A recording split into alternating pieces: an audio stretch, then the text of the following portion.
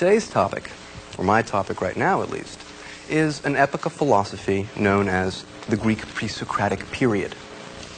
It's a period that runs about 2 centuries, from 6th century BC to the time of Socrates, hence the expression pre-Socratic.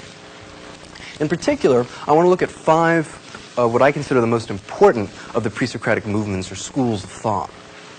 The first of which is known as the Ionian cosmologists. The second is what I would call Heraclitus's dynamic philosophy. We will then look at a sort of religious cult and philosophical movement put together called Pythagoreanism. Then we'll examine the metaphysical monism of the Eliatics. And finally, I'll have some brief comments about the Atomists. These are not simply 5 separate sorts of schools of thought out there in an unconnected conceptual space. Each of the movements read the predecessors, studied their arguments, contributed to the issues.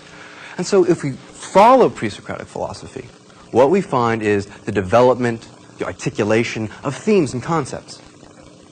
Right? We see a growing tradition.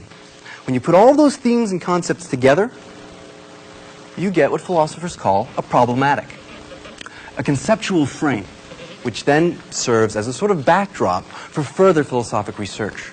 In particular, the pre-Socratics will give you the problematic that faced Plato and Aristotle. And I think it's essential that you have that problematic, because if you don't know the fundamental problems they felt they had to answer, the fundamental issues they felt they had to deal with, to give a rational explanation of things, then many of their doctrines may seem bizarre. They may seem bizarre anyways, but once you know that problematic, then you can see, even if bizarre, the brilliance of the way in which they attempted to solve what, in many cases, were the critical issues of the time. Now, I don't want to give you the wrong impression. It's not that the pre-Socratics are simply a sort of backdrop or context for Plato and Aristotle. They're that too. But they're also fascinating in and of their own right. The history of philosophy, the history of rational inquiry, and the history of science all begin at the same place, at the same time, in the 6th century BC, with the first pre-Socratic philosophers. Now, again, I want to mention a couple of caveats here. When I say that they're the first scientific or rational philosophical thinkers, I'm not saying that we'll necessarily agree with their views. In many cases, we won't. I'm not even saying that all of their arguments are valid. Some of them are sort of half-baked. But what I am saying is that they approached problems in a way, in a technique, from a conceptual apparati, which made them far more scientific, far more rational than anything that had previously happened in human history. Now, I think the pre-Socratics could be said to be rational in 2 distinct ways. The first way is the form of their analyses, their doctrines, the form they gave expression of their theories in. Now, again, I got to give you a little context here. If you lived in the ancient world and you wanted to know what the nature of the universe, you went to a wise man called a priest, and he told you a story. He said, "You want to know about the nature of the universe? Well, one day, Marduk up in the sky was real pissed off at Tiamat, so he took a big bow and arrow, and he shot her in the middle and ripped her head off and made that into the sky, and he ripped the bottom off and made it into the earth, and that's our universe." Or one day, Yahweh was floating over the deep, skimming over the waters, and he was sort of bored, so he said, "Let there be light," and bingo, lights are on. Or, the Greeks would have said, well, what you have at the beginning is Gaia, the earth, sort of lying down, and her husband Uranus, the sky, is lying on top of her, and their kid Eros comes by and says, "Hey guys, spread out." So you get the sky above and the earth below. Basically what I'm saying is you get a story, right? You get what's called a cosmogonic myth, or poem. Now, let me be clear, I'm not trying to knock storytelling. It's a really important way of explaining a lot of phenomena, right? If someone asks you, tell me something about the Civil War, you're going to tell them a story. I'm an historian. I tell stories all the time. It's a fantastic way of giving explanations. It's not necessarily, however, the best way of explaining physical phenomena. It's not scientific. In fact, I will argue, and I think most historians of science would agree, science only begins with the pre-Socratics when you refuse to offer poems or stories about the universe. and instead offer non-narrative sentences. Logical proofs, careful, maybe not so careful, deductions, models, theories, anything but stories. And the Presocratics offer all of these different sorts of rational explanations. So, okay, that's the first sense in which the Presocratics found rational speculation. They refuse to tell stories. They're going to give you expository prose. The second way in which I would say that they were rational and scientific is the nature of the questions they asked.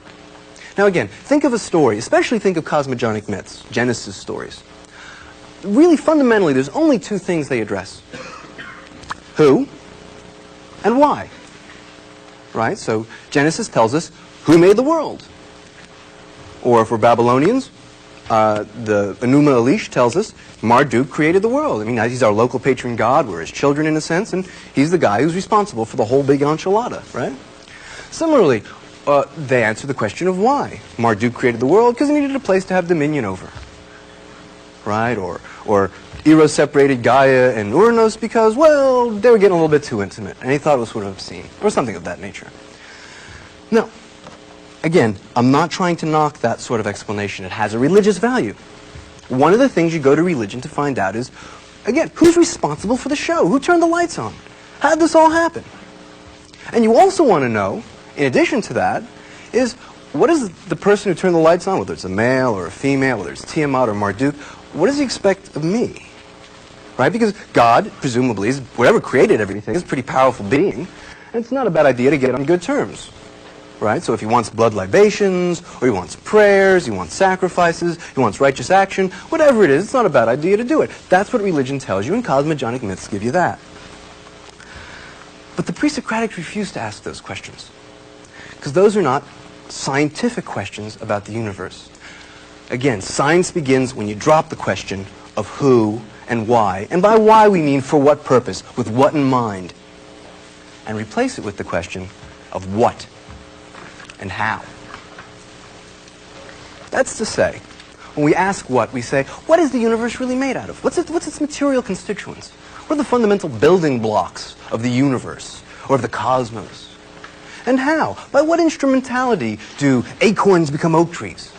What's the means by which the wind blows through the trees, or whatever phenomenon of nature we're asking? So again, that's the second sense in which they're rational. They drop the old questions of who and why, the sense that there's a purpose behind the universe, and instead ask the mechanistic questions, how and what.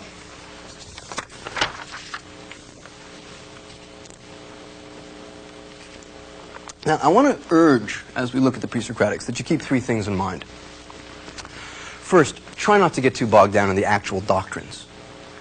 Some of them are sort of strange. The important thing to keep your eyes on, and it's eyes on the prize here, is the way they defend those doctrines.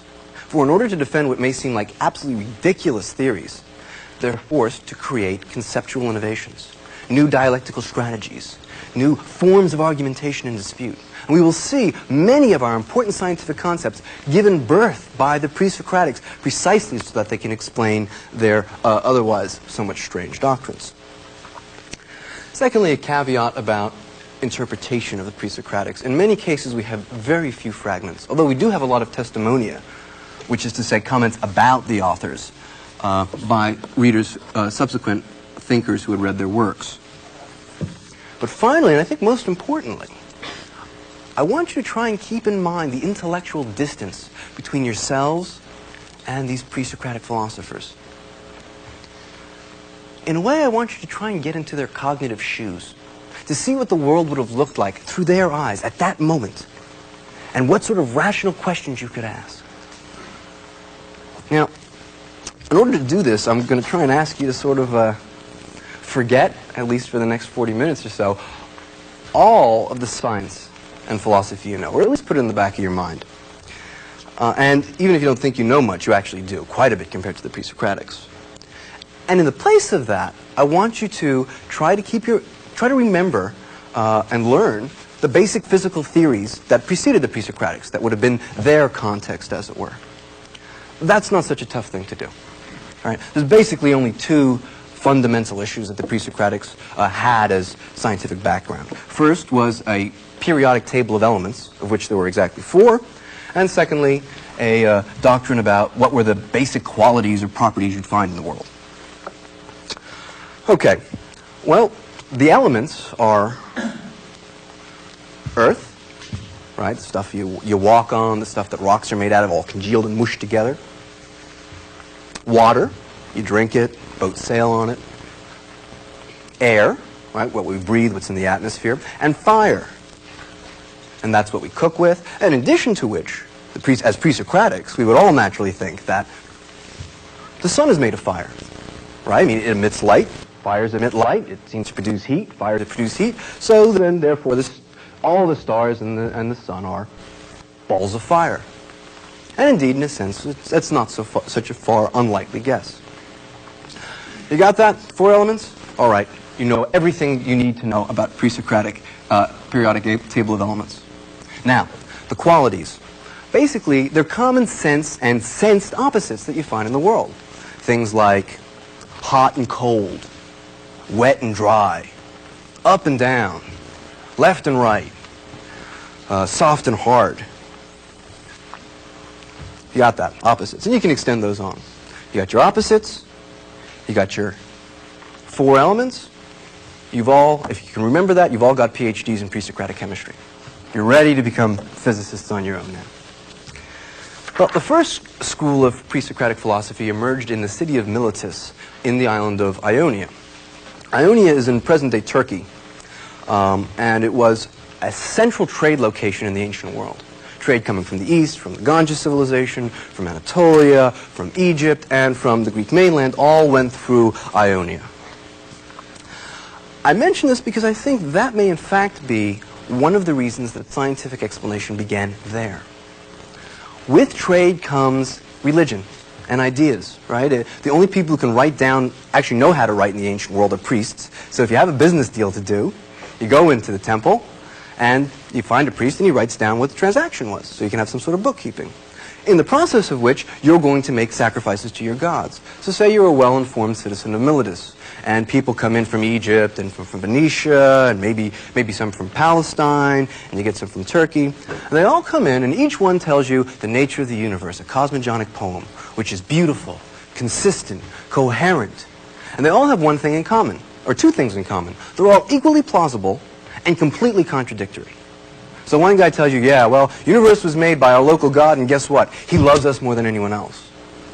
The other one says, well, you know, you're kind of right in that the universe was made by a storm god who throws thunderbolts, but it turns out he lives in our city, and we're his favorite people. You hear enough of those after a while, and you get to say, you know, there may be a better way of explaining things and telling these kinds of stories. Okay, the 3 Milesian philosophers we're going to look at, Thales, Anaximander, who was Thales' disciple, and Ximenez, who was Anaximander's student, addressed the question of what I called what in the cosmological sense. What's the world made of? What's its basic substance? What is, to use the German word, the primitive Urstoff of the universe? Now, Thales flourished in about 585 BC, so we figure he's about 35 years old or 40 years old at that time. We have only a few fragments of his cosmology. The most famous of those fragments is the statement that water is the source of all things. Hardly sounds like a very path-breaking scientific advance, right? I mean, everything's water. And in fact, many of the cosmogonic myths were hydraulic, right? I mean, the Nilic civilization is based on a river, Ganges civilization is based on a river, Mesopotamia is based on a river. It's natural to think everything comes from water. The doctrine itself is not that important. As I pointed out, don't get bogged down in the details. Look instead for the arguments he offered to support that doctrine. First of all, notice all organic matter requires water to survive. Right? You got water plants, you drink water, you drink liquids.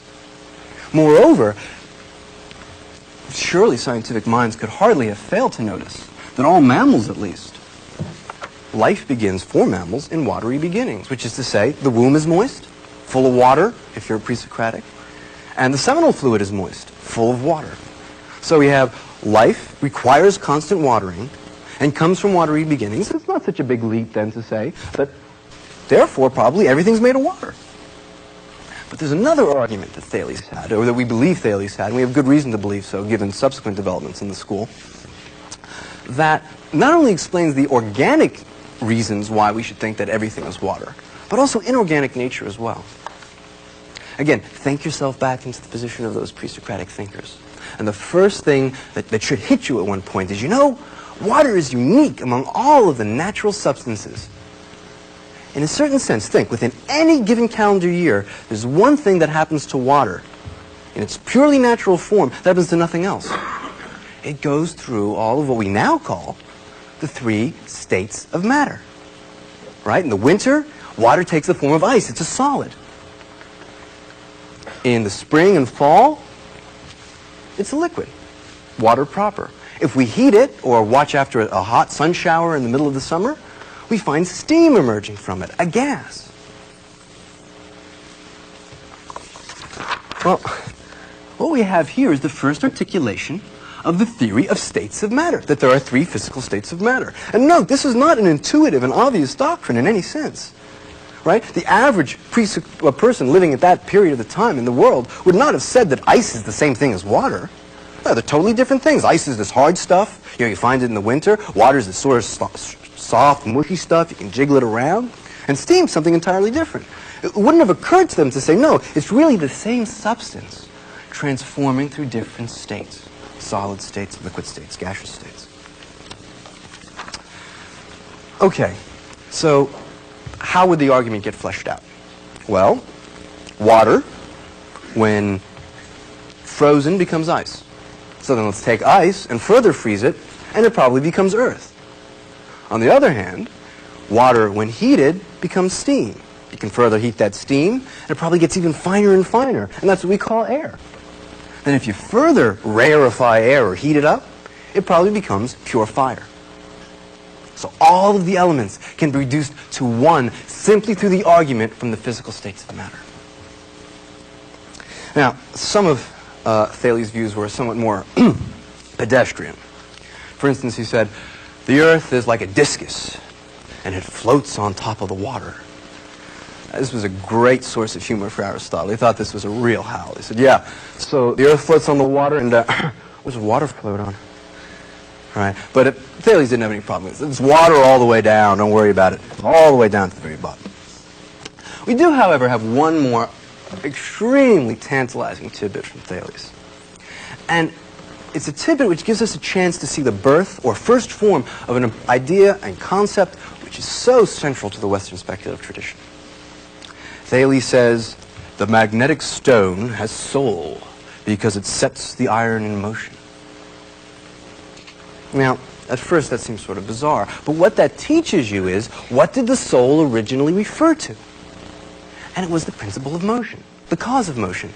Right? We have physical entities, and some of them, like, say, teachers of philosophy courses, walk frenetically, move, they have locomotion.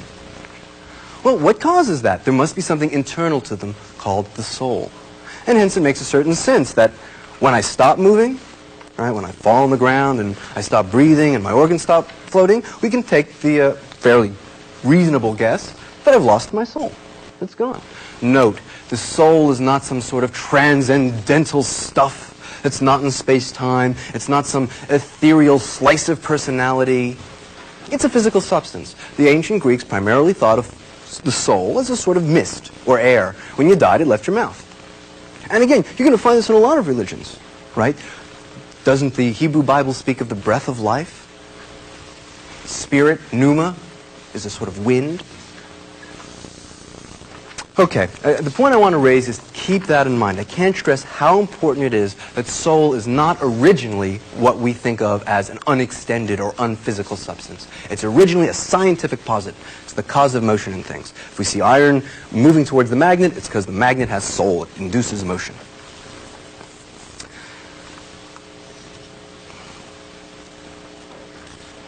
Thales' disciple, Anaximander, posited a different fundamental material principle, as it were, Urstoff of the universe. He called it the aperon. Now, it's a very difficult term to translate. We could translate it as the infinite, the indefinite, the internally undifferentiated, but I'm going to call it the unlimited. Anaximander stated that, I quote, "The unlimited is the first principle of things that are. It is that from which the coming to be of things and qualities takes place, and it is that into which they return when they perish, by moral necessity, giving satisfaction to one another and making reparation for their injustice according to the order of time." It's a very long quote, and we're going to break it into pieces and look at it. The first crucial point to look at, and there are really two important points. The first is that the unlimited is more basic than any of the four elements. In fact, it's a sort of material substratum capable of containing the sort of qualities and opposites we find in physical things. And in fact, it was for this reason, the reason of the opposites, that Anaximander realized Thales couldn't be right. Because the opposite of water is fire. And that may seem bizarre, but again, think like a Presocratic. If you want to put out a fire, what do? Throw water on it. If you throw water on a fire, what happens to the water? It becomes steam. So they extinguish each other. They're opposites. They're opposed. Well, if water produces fire, how could one thing produce its opposite? That's a contradiction. That's absurd. Therefore, there must be something more basic than all of the four elements. A substratum capable of taking on all the properties we find in things. Now, some of you are immediately, I'm sure, beginning to recognize what I'm talking about. That's what we call matter, isn't it? Right? Matter, the abstract notion, modern notion of matter, is simply that, a material substratum capable of taking on all the properties we find in things. Redness, coldness, hardness, all the phenomenal properties. So again, put this in the back of your mind, and Anaximander is the first articulation of our scientific notion of matter. The second thing that we should notice in that statement is the mechanism by which the opposites arise and perish in matter. Again, note they do so by what he calls moral necessity. Now, what's a moral necessity? In human life, we call moral necessities laws, don't we? Right? A law is simply a moral necessity dictated by the state. And if you don't follow this necessity, you'll be punished for it. Well, what he's doing is he's saying, take the idea of law that we find in any political society and extend it analogically to the cosmos. And again, some of you, I see lights going on and saying, that's natural law, isn't it? This is the first articulation of the notion that there is a natural law-like necessity to the universe. And even our own present notion of natural law still has normative, moral overtones. Now, the next part of the quote says that these opposites, right, that pay reparation to each other for their injustice, do so according to the dictates of time. Now, what do we mean by the injustice of opposites, or what does he mean by it, rather? What he means is that at one period or another, one of the two opposites, hot or cold, say wet or dry, will dominate at the expense of the other. And then the reparation is that as a result you have to have a countervailing dominance of the other. Seems weird, right? But again, let's think pre-Socratically. Look at the large-scale physical phenomena that each of us would be aware of using just our sensory apparatus. What happens in the summer? It gets real hot, gets real dry, especially if you live in Greece. And in the winter, it gets real cold, gets real wet. So what do we have? For 3 months, the hot and dry dominate. They dominate the environment. They dominate the climate. And as a result, they're forced to pay penance, which is to say they're forced to allow their opposites to dominate for 3 months, the winter months, cold and wet. That's why he says they must pay by necessity of time. There's a temporal dimension to this. Everything has its time.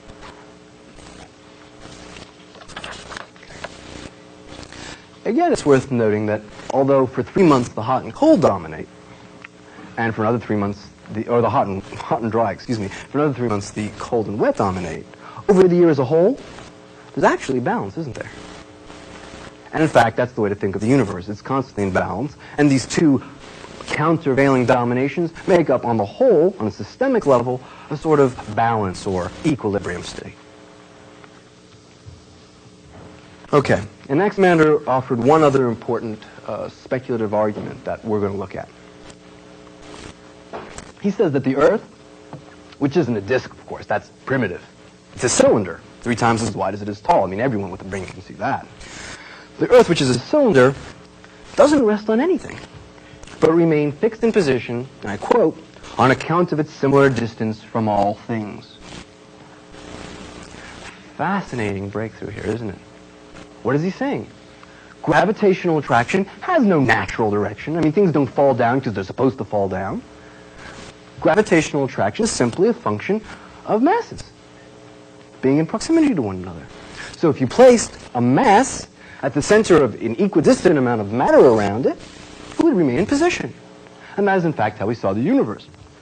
Earth is at the center, it's a cylindrical drum, and above it and beyond there are these crystalline orbs, beyond which is fire. There's little peepholes in the orbs. And if you imagine, as it were, an opaque crystal orb and a little fire going through it, and looked up at it from a distance, it would look sort of like a star. And that's what they thought stars were. And therefore eclipses or the waxing and waning of the moon is just when those clouds get sort of, those holes get sort of clogged up. And you get a new moon when someone comes by and cleans them out. And I can see the whole moon now. Okay, I want to state something here to make myself very clear. I'm not arguing that this is Newtonian gravitation. Right? He never says that it's a function of the magnitude of the masses. He never says that it's the force of the gravitational attraction is inversely proportional to distances. But he is figuring out the basic intuition of gravitation, that it is simply an attractive force between matters or masses, and that there is no natural direction to it. Now, the last of the Milesian physicists was Anaximander student, Ximenez. At first, Ximenez is sort of a disappointment. He seems to be retrograde compared to Anaximander because he did pick one of the basic four elements as the Urstoff of the universe. And his quote that we have from him is, "As our souls, being air, hold us together, so breath and air embrace the entire universe." Again, note, soul is the cause of motion, it's a physical substance, air. But more importantly, let's think about the reasons Anaximander offered for this theory, that air was what made up everything. The key are two notions: condensation, or making things more dense, packing it in tight, and what he called its opposite, rarefication, or making things less dense, sort of spreading them out. Anaximander says if you take air, compress it, condense it, you get wind. You compress that, you get cloud or mist, which in turn becomes water when further compressed. Now, there's some truth to that. I mean, if you do take mist or cloud and compress it, you do get water. On the other hand, if you further rarefied air, or instead made it less dense, you'd get fire. So the way of rarefication he calls the upward path, the way of condensation the downward path. That's also a doctrine of Anaximander's, that the upward and downward path correspond to temperature states. The rarer or more spread out things are,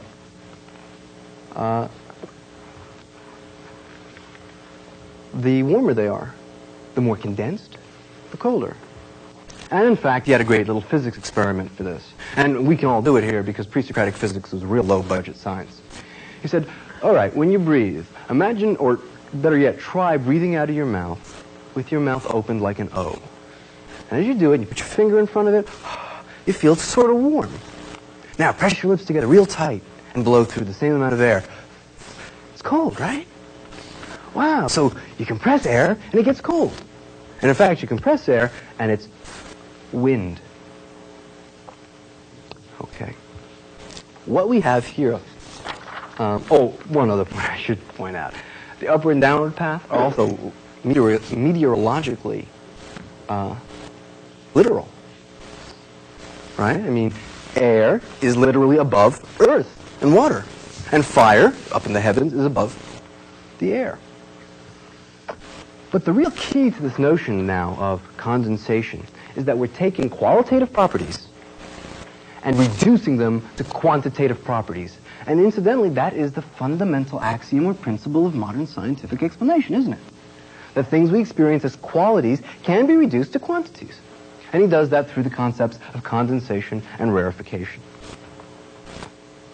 Okay. Now, I want to talk about another movement, the next movement in Presocratic philosophy, which occurred some 30 miles north of Miletus in Ionia, in a town called Ephesus.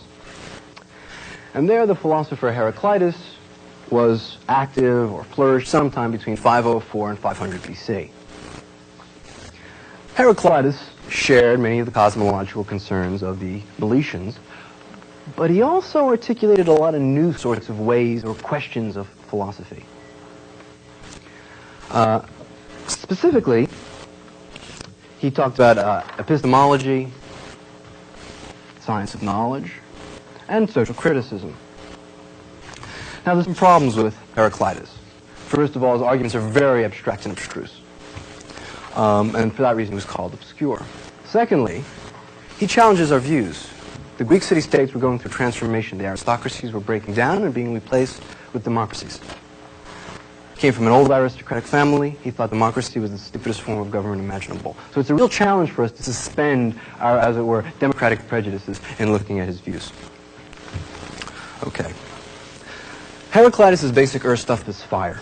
He tells us that the universe, which is the same for all, has not been made by a god or man, but has always been and always will be a living fire. And that fire lives in the death of air, air in the death of fire, water in the death of air, etc., etc. Now, again, let's not worry about the doctrine of how fire becomes air, but what does fire symbolize? And in modern terms, it would be energy. And that's a pretty accurate notion, isn't it, right? I mean, you sort of congeal and stick together a lot of energy and you get mass, you get matter. And in our post-Einsteinian worldview, we do think these are interchangeable ideas. But it's not just a lucky cosmological guess. He actually had good reasons, good philosophical reasons to make this jump. First of all is the central metaphysical doctrine.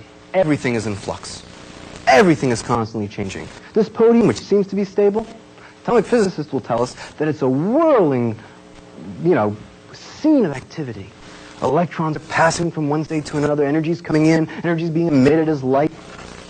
Nothing remains stable. Everything is changing. And therefore, if you limit your explanations of the world to positing what the basic entities are, you can never explain change.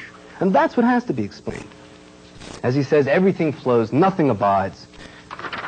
Or, more famously, you can't step into the same river twice, because fresh waters keep running by again and again. Okay. So he deals with the problem of change by saying that it's not an accident of things, it's not some injustice, it's the fundamental property of reality, change. And nor should we see it as an injustice, as a bad thing.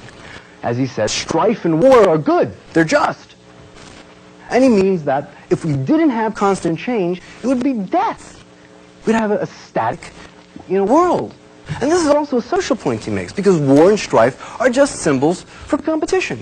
If you had a society with no competition, you would have literally a soulless, static, utopian kind of death. This is the criticism that Nietzsche is profoundly affected by. And this notion of strife and movement through contradiction is, of course, extremely important for Hegel. Now, the key to his epistemology is the notion of the logos, or logos. Mr. Cutie has explained what that is, sort of reasoned speech. But in this case, he says it's not only something which occurs in our mind, but something we find in the universe. It is, as it were, the common structure of things.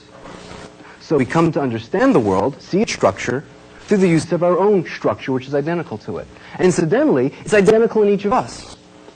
And his proof of that would be, when you do a math problem, when you do 1 + 1 = 2, and you do 1 + 1, do you come up with the same answers if you do it correctly? If you add 3 + 4, you do it correctly. You all come up with the exact same answer, don't you? Well, it's because the logos in us all is absolutely identical. It's the same thing. And that is, of course, the structure, or as Plato will call it, form. Now, this epistemology gives rise to a social criticism. His point is that if what we have in common is our reason, is our rationality, is our structured analysis, then certainly a good political society would be one which is based on that common shared attribute. But in a democracy, is that what the majority of people actually base their opinions on? Don't they base their opinions on, as Heraclitus thinks, getting as many shiny objects as they possibly can? Or as Ted Turner says, life's a game and money's how we keep score. If that's the case, why in heaven's name would you count noses on a political issue? Why not simply have people who are a little bit smarter, studied some logic, work out the answers? Right? Read my lips is hardly a reasoned speech, nor is the chant, drugs in, drugs out, jobs in, drugs out, jobs in. His point is that best of men, the elite, the aristocratic, the philosophers, may well be able to participate in reasoned speech, but the majority of people, as he says, simply glut themselves like cattle. And indeed, this gives rise to his curse of his fellow citizens of Ephesus when he says, "May you have plenty of wealth, men of Ephesus, so that you may be punished for your sins." Okay. He's not only a social critic, he's a religious critic as well. Right? The Logos is clearly divine. And yet, he's aware of this, and he finds people who go around setting themselves against the Logos. They, for example, go to the local temple and give sacrifices and pray to the statues. And Heraclitus thinks this is hilarious. So why don't you talk to the podium while you're at it? You know, if I put my boots out overnight, you're going to spend your time talking to them and asking them questions too? It's a piece of stone. Similarly, if you did a blood crime in the ancient world, you'd have to atone for it with a sacrifice, a blood libation.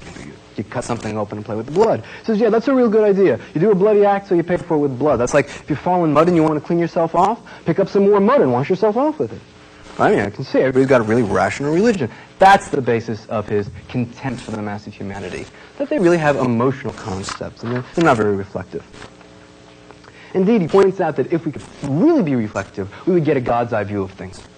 We would begin to see that all the judgments we make, or many of them, are purely relative. As he says, to God, all things are beautiful and good and just, but men have supposed some things to be unjust, others just. And his point is, look, I understand that you may find it bad that you have to pay taxes. That's relative to you. But if you take a large view of things, you see it's actually a good thing that people pay taxes. You might find it a bad thing that you die. But from the perspective of the universe, it's not unjust, it's great. You have too many bodies on this planet if we all lived forever. Right? It's necessary. Death is part of life. So is war. So is disease. So is famine. Right? Disease isn't a bad thing. For us, it's bad. I don't like to get diseased. But if you think about it in the large cosmic sense of things, it's a good thing. Someone's got to feed microparasites. Right? That's what we're here for. We're worm food. He says that's part of nature. The worm's got to live too. In fact, if you didn't have bad things, what we consider bad things, you wouldn't appreciate good things. Right? It's disease that makes health pleasant. Hunger is what makes satiety pleasant. Okay. Now I want to talk very briefly about the Pythagoreans, and here's the point where you can take out that lovely piece of artwork you got, which I'll be alluding to. This is a philosophical movement which is at the same time a religious cult. The Pythagoreans, the school was founded by Pythagoras of Samos, who lived around 580 BC and then emigrated to the city of Crotona, which is a Greek colony in southern Italy, felt and argued that everything was made of numbers. Now, there are a few reasons for this. First of all, there were great breakthroughs in Greek mathematics. Euclidean geometry, the Pythagorean theorem, the general axioms about the way right angles relate to their hypotenuse. Secondly, they realized that you could use geometry to model all the physical shapes and structures you found in the universe. And at the same time, they assimilated geometrical entities to arithmetic entities. So on our numbers as things graph here, you see they identify 1 with a point, 2 with a line, 1 dimension, 3 with a triangle, 2 dimensions, 4 with the tetrahedron, a 4-sided pyramid, a solid. You take all of these things together and you can, by adding them to one another, build any physical shape that there is. So everything is number. Now there's another even more interesting reason why they thought everything was number, and this has to do with music. One day Pythagoras is walking by a smithy and he hears some guys banging with hammers. And he notices that the heavy hammers make deeper tones than the lighter hammers. And this fascinates him. So he begins to notice that if you take a string of a certain length and pluck it, if it's in tension, it produces a sound. If you double the length of that same string, or pick a string of double length, it's a sound that's twice as deep. And then he noticed that in the octave, the 3 harmonies, which he discovered, all had to do with those lengths of strings of the ratio of 1 to 2, 2 to 3, and 3 to 4. So harmony turns out to be a mathematical property. And from that, they constructed what they call the tetractys. And that's the other little graph you have there. You'll note, it's an equilateral triangle, right? Every side is identical to every other side. They had a base 10 numbers system. It has 10 elements to it. So you count up to 10, and what happens after 10? You start the loop all over again. Go back to 1. And, of course, if you run from the top to the bottom, the first line has 1 dot, below it's 2, the next is 2, followed by 3, and then 3 followed by 4. So you get all the musical harmonies together with the symbol of cosmic circleness, or eternity, and you get the tetractics. And this was, in fact, a symbol of religious devotion. If you made an oath, if, let's say, someone accused you of cheating at poker, and they said, hey, you just cheated me at poker, I'm going to rip your ears off, you'd say, hey, by the tetractis, that which is most holy, I promise you, I did not. So it's a symbol of a sort of cosmic unity. Now, very briefly, I want to tell you some of the religious ideas that the Pythagoreans had. I'm not going to justify them, but point them out because they're extremely important for Plato. One was the doctrine of transmigration or reincarnation, that we could come back not only our souls, not only as humans, but as other sorts of animals. And the other is that since mathematics is the structure of everything, everything is in a way abstract. Now our penultimate school, in many ways the most interesting, is that of Eliatic metaphysicians. What's unique about them is they're the first people to argue about the nature of reality from no sensual evidence at all, purely by logical proof. Proofs aren't always so good, but that's the first birth of abstract metaphysics. Now, the most famous of the Presocratics, the founder, is Parmenides, who lived in about 515 BC, or 515 to 510, that's when he flourished. And he argued that being was essentially one, and change is mere illusion. We'll call that a sort of static monism. And he had a good argument for it. He said, well, look, you've got 2 choices. Either being is, or being is not. And since being is not the same as becoming, becoming is the same, or change is the same as not being. Well, now, how can you have change if there is no being to change? And if those are your options, being or not being, well, it's pretty obvious being is it. Therefore, from logical proof, you can say that all change is an illusion. I'm not really walking around here. It just looks that way. Really, everything is stable. And in fact, it's one. Because there can't be more being here and more being less. Therefore, being is a sort of big sphere, constant and static. And that change is logically impossible. Now, I want to turn to his most famous follower, Zeno.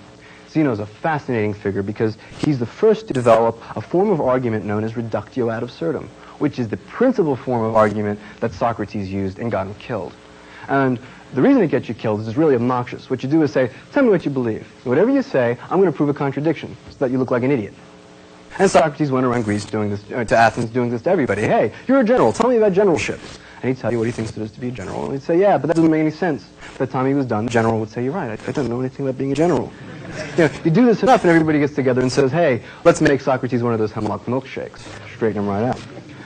So Parmenides, following, Zeno of Elea, following Parmenides, argues that using reductio ad absurdum, he can prove that change, plurality, motion are impossible.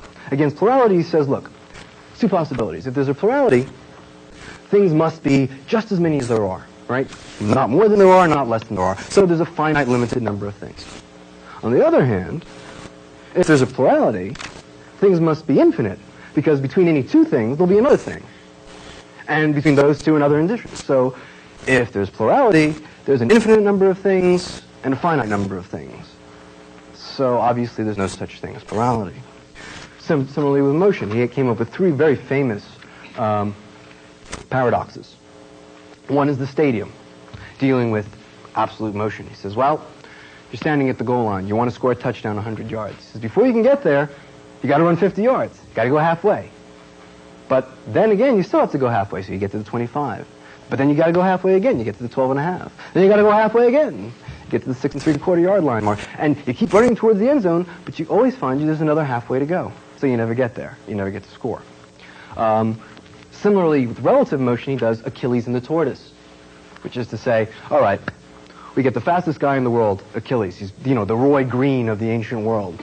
And we set him in race with the tortoise. And Achilles is a good guy. So he says, look, you take a head start. Run off in front of me and I'll catch up to you. The tortoise starts off and Achilles starts running after him. Well, at a certain point, Achilles catches up to where the tortoise was. But the tortoise has moved on. So he's got to keep running to catch up with the tortoise, then wound up. The tortoise keeps moving. So Achilles can never actually catch up with the tortoise, and the tortoise beats him in the race. Finally, the last paradox is that of the flying arrow. And this has to do with the Pythagorean notion that maybe units in a way were magnitudes, absolute minima. He says, well, if it's a minima, and that motion then is sort of like what you'd find in a movie, one frame after another, you take an arrow and you shoot it, right? In any given frame, space-time chunk, the arrow fills a space exactly identical to its dimensions. But anything that fills a space exactly identical to its dimensions is at rest. So therefore, if you shoot off an arrow, it's at rest. And that, of course, is absurd, therefore you can't have motion. Okay, finally I want to give you one last group very quickly called the atomists. The atomists said that the fundamental material entity in the world were little chunks of matter that couldn't be cut up anymore. They only had really two properties: shape, right, or form, and location. Now, all the things we see are made up of atoms, and what happens is they have different shapes, they get hooked together as they whirl around in the whirlwind like motes in a sunbeam. This is not exactly our atomic theory, nor is it necessarily a great theory, but there's two things to look at here very quickly. One is that all qualitative changes, again, are being reduced to quantitative phenomena, to shape. So he says, why is, horseradish bitter? Because the atoms in horseradish are really sharp, and they cut your tongue as you eat them. And why do you like sweet things? Because the atoms in sweet things, they're smooth, and they run right down your throat. It's a beautiful, great thing. And similarly with textures that we feel. The other important doctrine is that he's actually fulfilling the problem that Parmenides laid out.